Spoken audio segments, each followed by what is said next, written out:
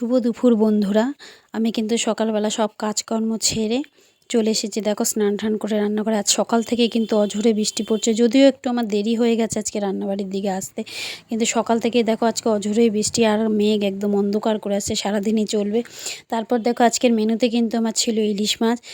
দেখো আমি কড়াইতে তেলটা গরম করে নিয়েছি, নিয়ে তারপরে এক এক করে ছেড়ে দিচ্ছি ইলিশ মাছগুলোকে। আজকে আর ভাপা করব না, যে এই কারণে ইলিশ মাছের ঝোলই বানাবো। বড়বাবু বললো ইলিশ মাছের ঝোল করতে, তাই আজকে দেখো ইলিশ মাছের ঝোল আর ভাত। যেহেতু একটু দেরি হয়ে গেছে, বৃষ্টি বৃষ্টি ওয়েদার, তারপরে দেখো ইলিশ মাছগুলো কিন্তু আমি তেলের মধ্যে ছেড়ে দিয়েছি। আর কে তোমরা কীভাবে খেতে ভালোবাসো ইলিশ মাছ আমাকে অবশ্যই কিন্তু কমেন্ট করে জানিও। আর আমার মাছগুলো দেখো মোটামুটি ভাজা হয়ে গেছে। এবার আমি মাছগুলোকে তুলে নেব। আজকে ভাপা করিনি, শুধুই ঝোল করব, ইলিশ মাছের ঝোল আর ভাত। আজকে সানডে স্পেশাল ইলিশ মাছের ঝোল আর ভাত, এটাই। দেখো মাছগুলো ভাজা হয়ে গেছে, তারপরে আমি ঝোলটা বানিয়ে নেব। ঝোলটা বানালাম দেখো আজকে আলু আর বেগুন দিয়ে ইলিশ মাছের ঝোলটা বানালাম। কেমন হয়েছে দেখতে তোমরা অবশ্যই আমাকে জানিও কিন্তু।